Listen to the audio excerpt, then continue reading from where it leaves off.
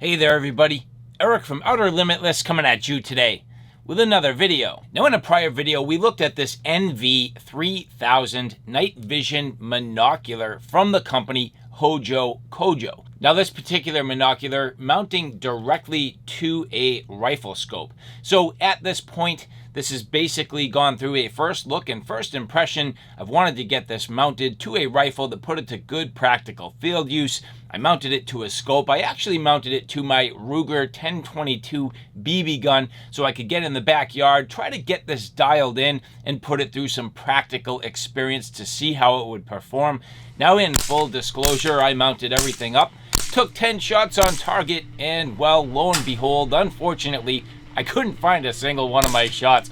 I have no idea where they went. I mean, they couldn't have been that far off, but they certainly weren't on the target. And so at that point, it makes me realize everything needs to be put into proper alignment. So at this point, what we're gonna do in today's video, we're gonna get this thing fully set up so that I can give you a good quality demonstration and some actual functional use of this NV3000 night vision monocular. But with that said, I have a whole bunch to do and a whole bunch to share with you. And if you're interested in seeing a little bit more about what I'm about to get into, do me a favor, stay tuned. Now before we get too far, I would like to say thank you very much to the people at Hojocojo who did provide this for review. And so the first thing is, from a practical standpoint, let's just say you wanted to pack this entire thing up and get it out into the field. This is a little bit large. It takes up a bunch of space. Maybe it doesn't fit well in your case. The nice thing is, you take a look at this, it actually has sort of a quick coupling. So right here, you're able to take this lever, click that off, and boom, your actual night vision monocular now coming off. So we'll set that to the side. Now I think there is one thing to consider. Unfortunately, this does not seem to come with a dust cap. So you do want to be a little bit careful with this. Personally, for me, this would have been really nice with a dust cap so you're not getting any garbage in there. So I'm just going to be really careful to sort of get this set aside, keep it covered, and not allow any dust into my optics. But at this point, even though I have the coupling on here, I should be able to get my eye into appropriate distance and relief away from the back side of the scope. So I'm going to give this a shot. Hopefully that works, and then I don't need to get into a full disassembly. Worst case scenario, grab my tools and actually take this coupling off altogether. But at this point, I think I'll be in pretty good shape. This laser bore sighter, fairly cheap. I just got a real simple one. Again, this is for my Ruger 1022 BB gun, which is a .177. Just popping open the package here. Comes with a bore sighter, a number of different adapters for different barrel gauges, so you know, the different calibers, batteries which came with it. That's nice. This does require 3 batteries, so it comes with 6, so I have a spare set. And as you see, these little button batteries, and you take your battery here, so positive side down into this little case here. So positive side down. This goes with the negative towards the back. Kind of fit it in here, press it against the spring, and hopefully this will go in here without any issues. There you go. Oh, and the laser is already on, so perfect. And I'm good to go. So the laser bore sighter goes right in the front of the muzzle. Now, because this particular unit does come with a kit for multiple sizes, at first I do need to set this up for .177. So the smallest adapter here threads into the back side, so this is very simple. Comes with a little screwdriver, and there we go. Okay, so getting in on my target. Let's get the laser turned on here, and clearly this is far from in adjustment. So this should be hopefully fairly quick. Looks like pretty much, for the most part, just my elevation that I need to mess with. Windage might be off just a touch. That is pretty darn close. So we'll get the night vision scope back on here and you can see what I'm looking at. And so at this point, turning the unit on. Here we go. Now I'm hoping everything appears through the scope to be in alignment right away. This does have a crosshair, and that crosshair does seem to be off a bit. So that has me just a little bit concerned because it might impact the quality of my shot. So, starting the recording on the scope. So here, I'm going to try to get this into full focus. Now you can see clearly that the crosshairs do not align perfectly with the bore scope laser. That has me a little bit concerned that I'm going to need to adjust.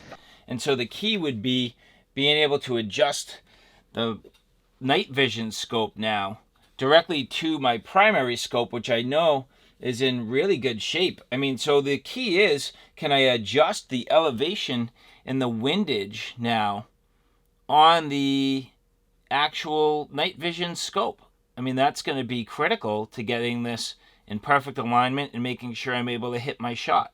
And so the problem I have at this point is, if you look at the instructions from Hojocojo, basically what they're saying is, if the crosshair inside their unit is not in alignment with the scope, take the scope and adjust it until the crosshairs of the scope match with the crosshair of the monocular. And I think we all realize that's not going to work at this point where my scope is in direct alignment with the actual bore. I need the monocular to be in direct alignment with the scope. So that just, from a pure factor of this, just isn't going to work if I can't get this monocular directly in alignment with the scope. So the only other thing I can do is hopefully turn off the crosshair in here. And I'm not even certain if I'm going to be able to see the crosshairs of the scope itself, but that's the only other way I could see this working. Now, unfortunately, I'm getting packed up to go to the range to test this out a little bit more, see if I can get things dialed in. I have the actual monocular scope here, and I'd love to get this in the case, ready to go, with the actual light on the top, the infrared emitter. But unfortunately, the way the case is developed, you can't do that. So technically, you have to take the emitter off, and the whole thing just doesn't quite go in here. So my suggestion to the people at Hojocojo would be to pretty much have this set up so that you literally can keep the entire thing in here and then pull it out and it's all ready to go. But that's just a little bit of a downside. I'm going to pack this up probably a slightly different way to get it to the range, but that's just my general observation. So starting the recording right now. Now the problem is, there's two crosshairs. There's the crosshair of my scope, and then there's the crosshair of this add-on. This is like a night vision monocular. So theoretically, in a perfect world, you could do this at night. And getting this all dialed in. Now, we'll see what happens. It doesn't let me like shoulder this quite the way I would like. And as you notice, I actually can't even get my shoulder where it needs to be. So I'm not shouldering this quite the way I would like, but let's try this.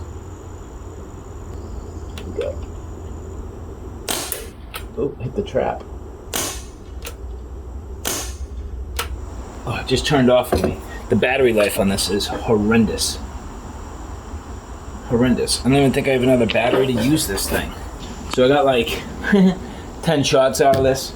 I don't know what's going on with the battery life. I've charged these batteries a couple times, so the factory batteries might be an issue. I probably just need to get standard CR123s that aren't rechargeable, or buy nicer quality rechargeable. So still a lot more to be had here with the NV3000. Very inconclusive to this point.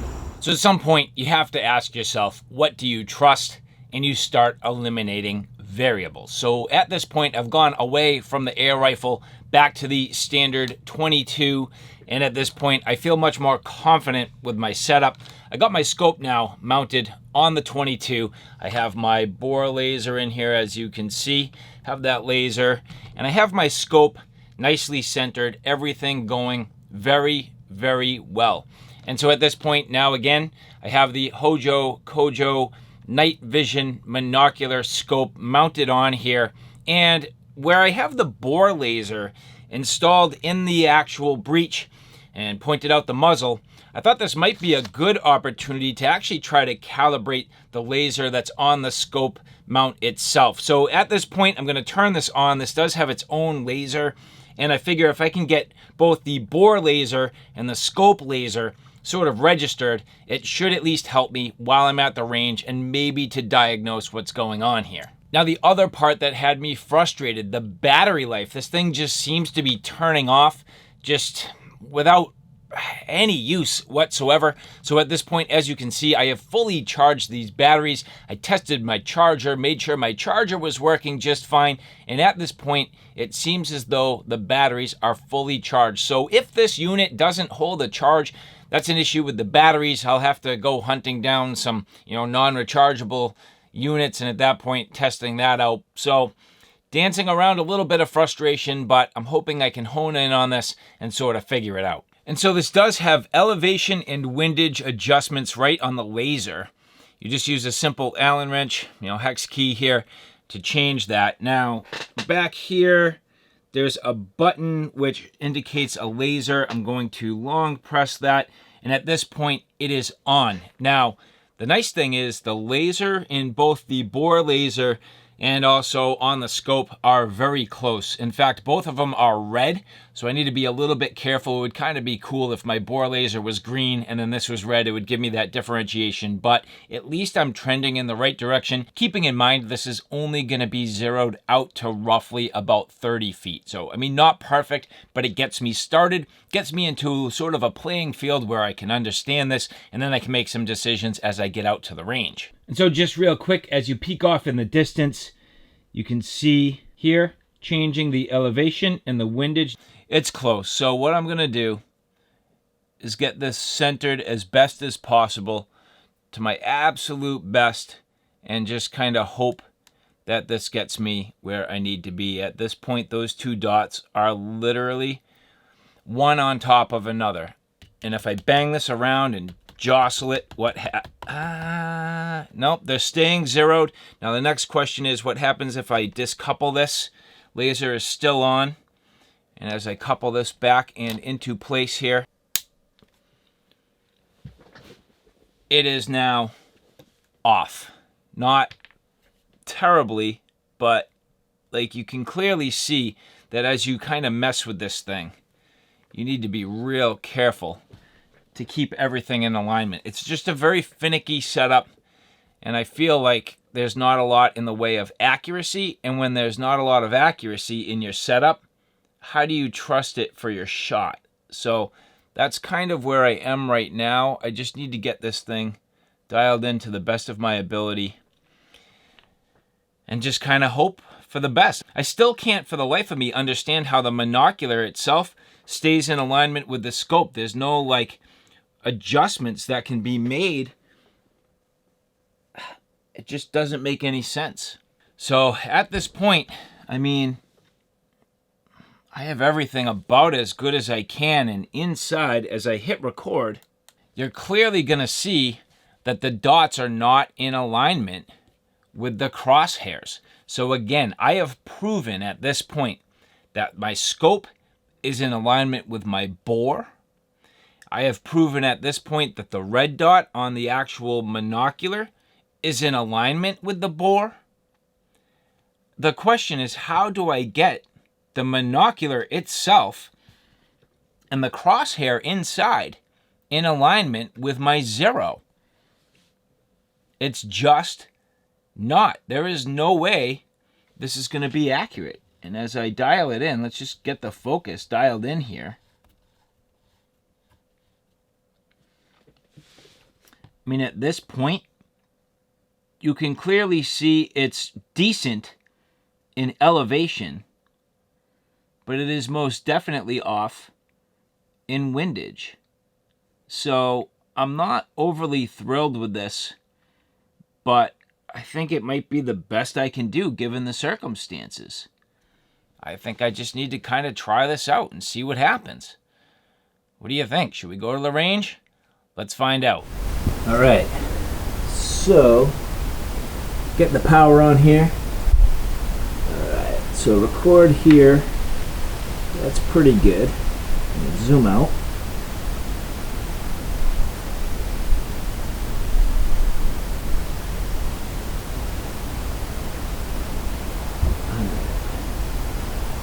Let's see what happens here.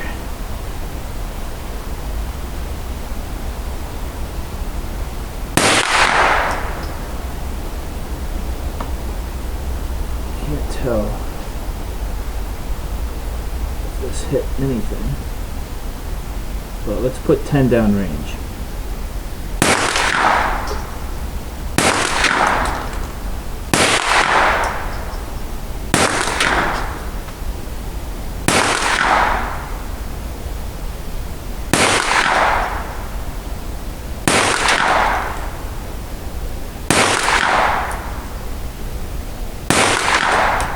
That should be it. Yep. Now, that was leveraging the crosshair of the actual monocular. So let's see if we got anything useful. Not bad. So I was aiming here. You can see generally clustering a little bit high, but 1, 2, 3, 4, 5, 6, 7, 8, 9, 10. At least they're all on target. So that's not bad. At least it's getting me close. So that was all optical zoom, fully zoomed in, 12 times power, leveraging the scope. Now I'm going to go digital zoom on the monocular and see if that helps me. Now that this is recording, I'm going to go digital zoom. And that there is 3.5 times digital zoom.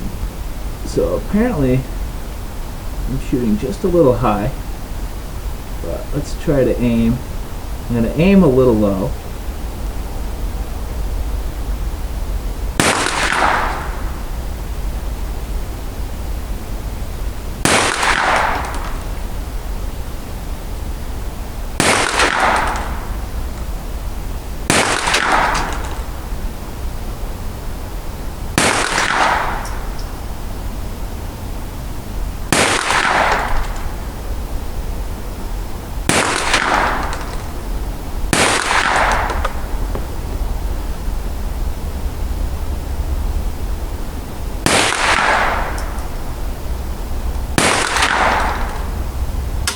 Okay,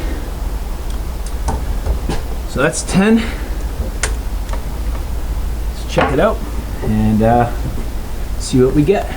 All right, so based on the crosshairs, I was aiming right here, and you can see it is just slightly up and to the right, but the grouping on this is pretty good. And I mean, that's 50 yards, so to be that tight, 1, 2, 3, 4, 5, 6, 7, 8, 9, and there could be a 10th in there. I mean, I don't see anything flying away, and this is the original 10.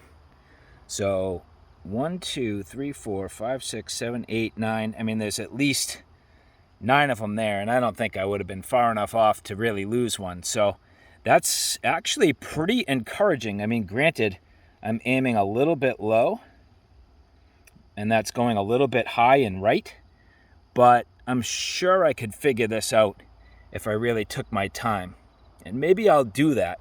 So next, let's play around with this paper and see how we do. I'm just going to go for the center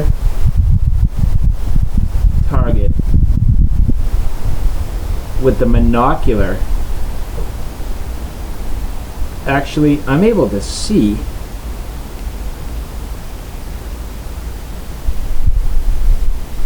the actual crosshair. So even though the scope is not aligned with the monocular, let's go with the scope crosshair. Center. Here we go.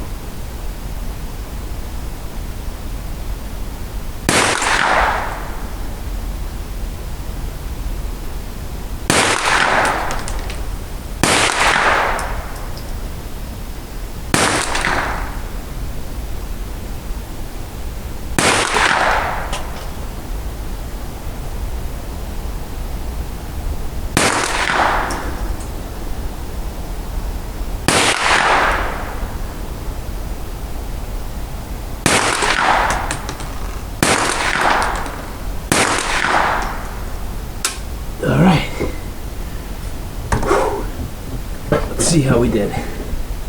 And so I was using the actual scope crosshair, not the Monocular's crosshair, aiming at this point, and you can see all my shots are high. So 1, 2, 3, 4, 5, 6, 7, 8, 9. Let's try that again. 1, 2, 3, 4, 5, 6, 7, 8, 9, 10. There you go. So I think my scope is just a little bit off in the first place, but generally speaking, that's pretty good. So what I think I'm going to do now is just do a round of 10, trying to get my scope brought in. But I feel like I'm off about 1 inch on windage, and an average of this cluster probably maybe 4 inches on elevation. So let's see if I can dial this in a little bit. Let's see how it goes. So discoupling this here, I can slide that off, put it off to the side. So that's kind of cool. And let's see if I can get this thing dialed in a little bit better here. So I'm just gonna mess with this for a minute and we'll see how that goes.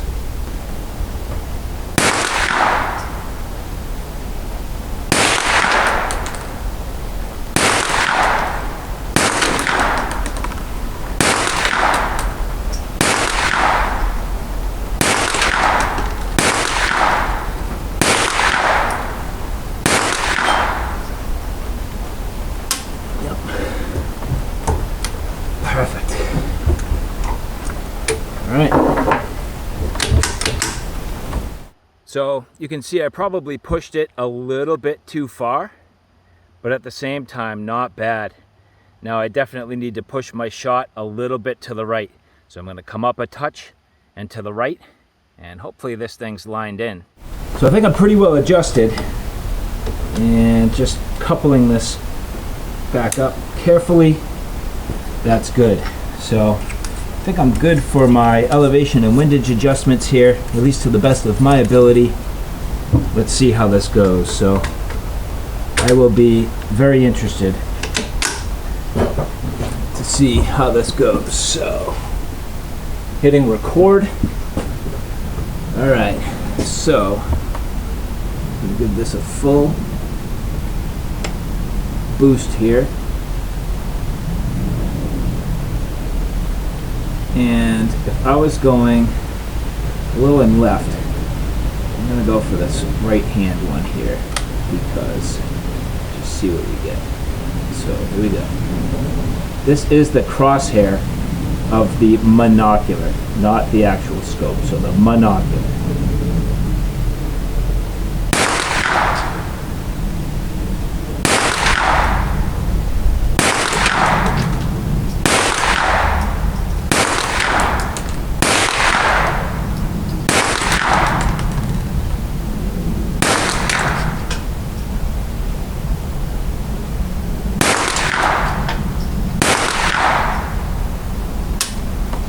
Okay.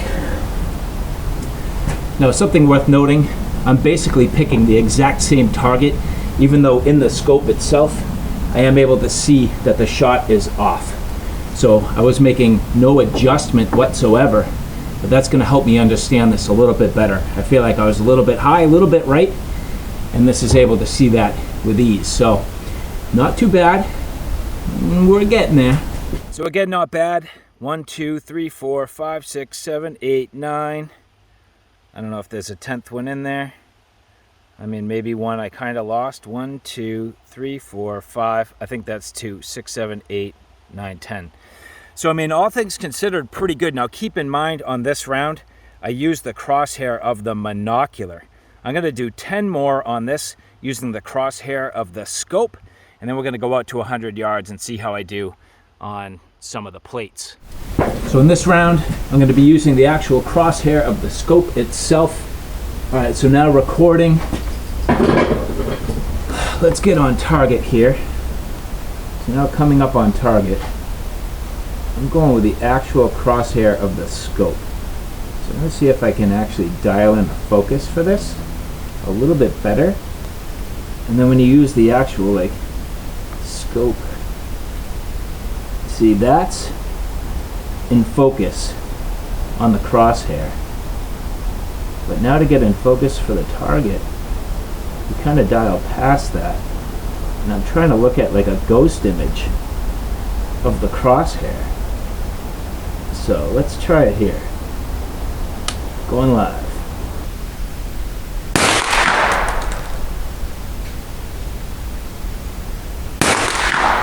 Wow, that's so far off.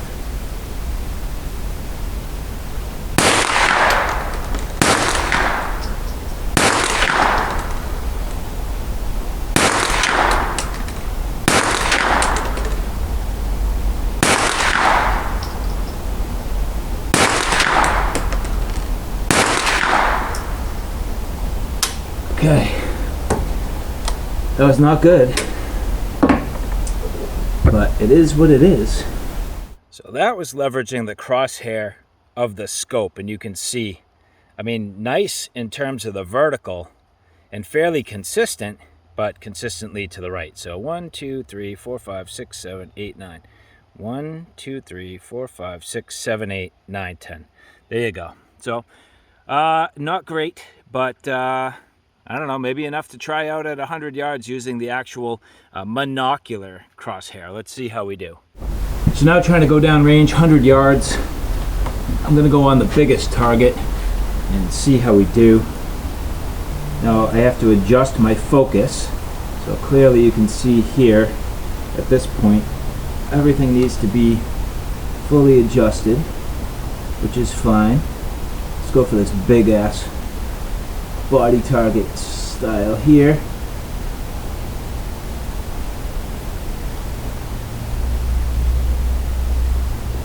That's nice and sharp. And actually at this point, you'll see at this distance, the scope and the monocular having the reticle in focus. Let's try this and see how it goes.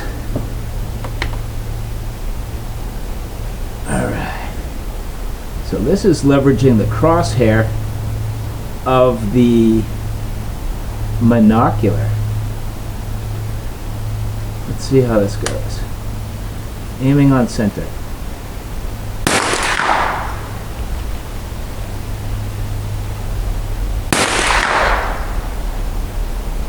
I can't tell. I can't tell at all.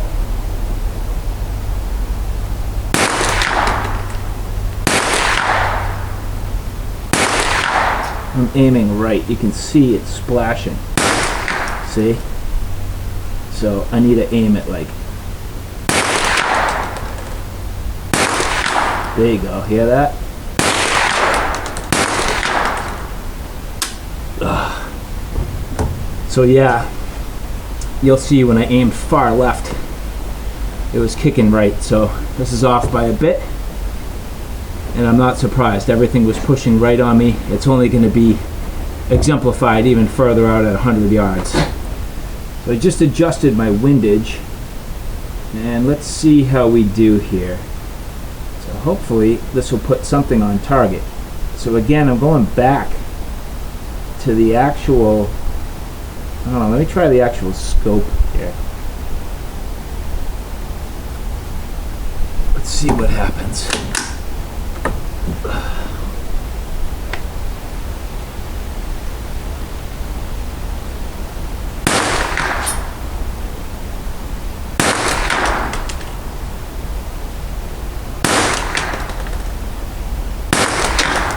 Okay, so my shot's going right, which means I need to push my shot to the left.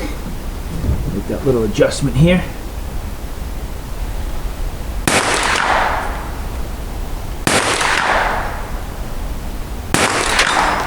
Okay, that's a good clang. So I need to pull my shot up.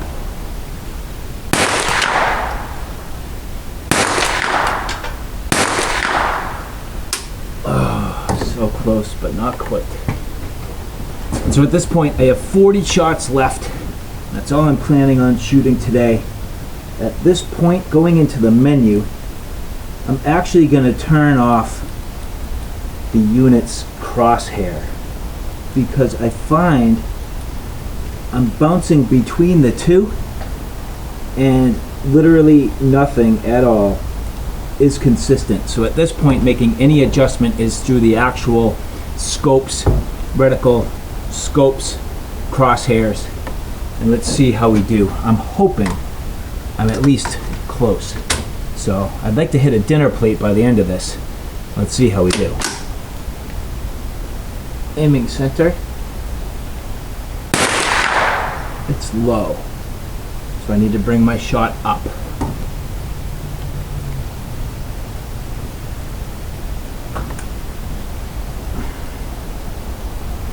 Aiming center. Rang it. Let's see if we can go small.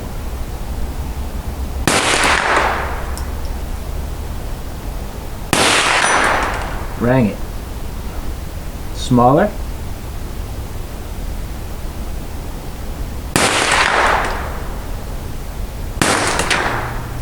Alright, so it's a little low and a little right. Come up a bit. Come left a bit.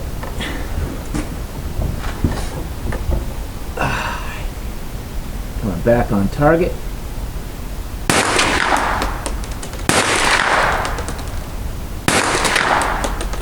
I feel like I'm low. Come up a bit.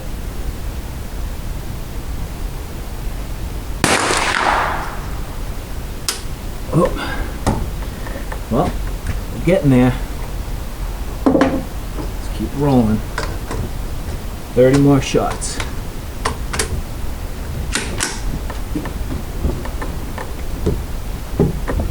Alright.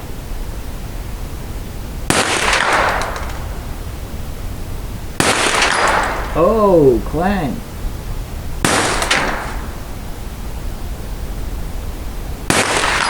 Bang! Alright, so come up a little bit more, but it's aiming high. Boom! Boom!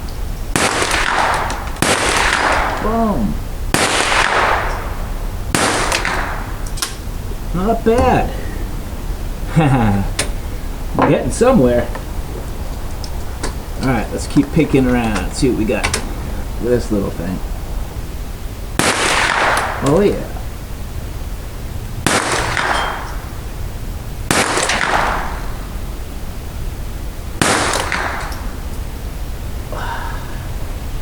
Maybe gotta pull my shot a little bit left.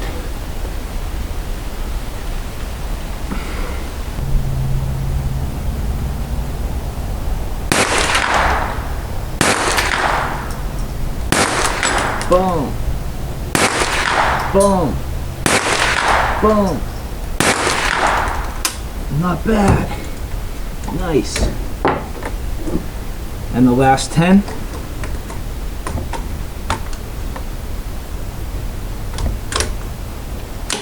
Let's go.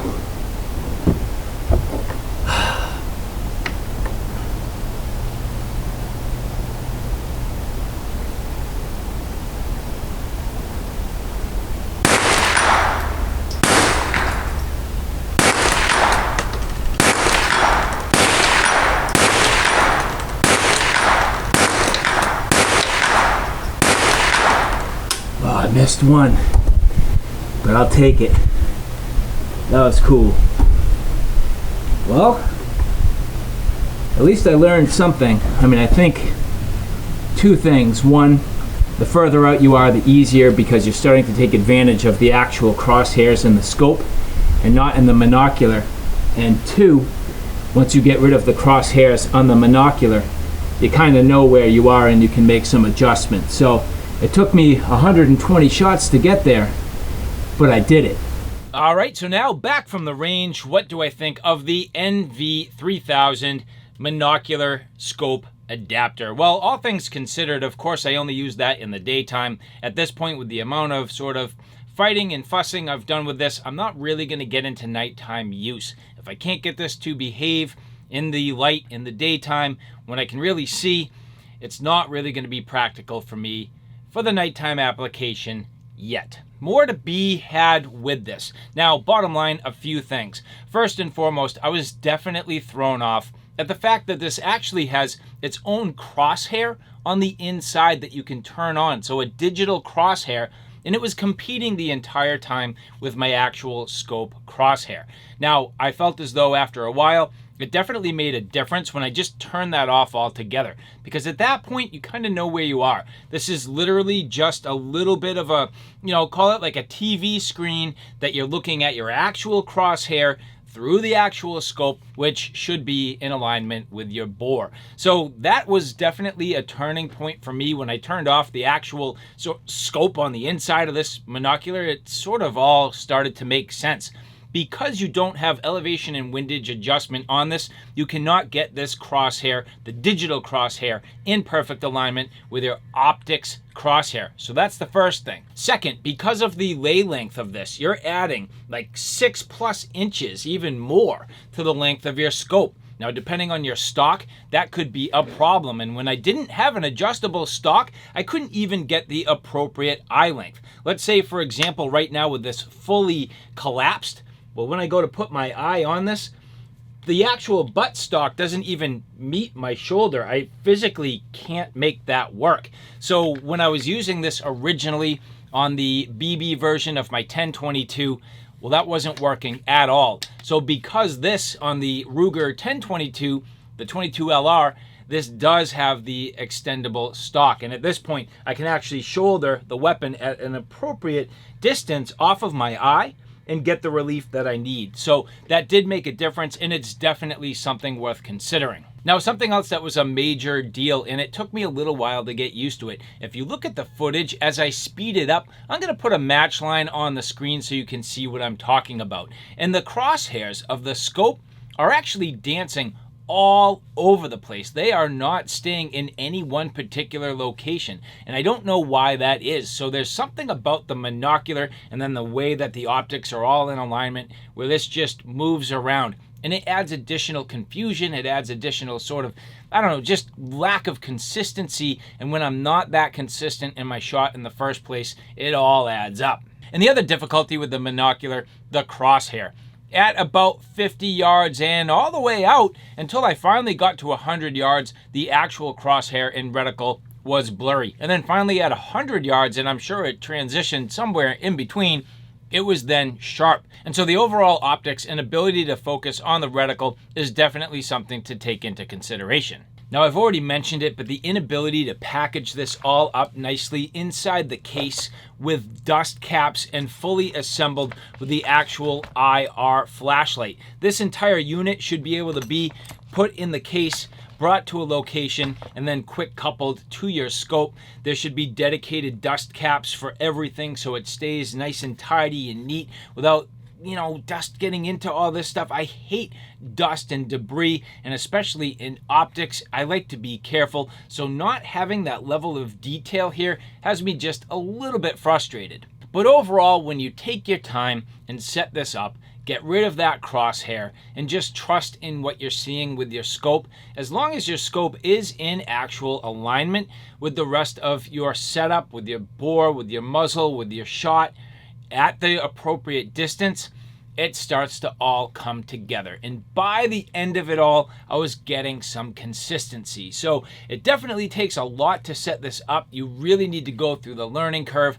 I love the fact that you actually can record your footage. So that's a key. I think that's great. I mean, I love the idea that I'm actually recording my footage through this.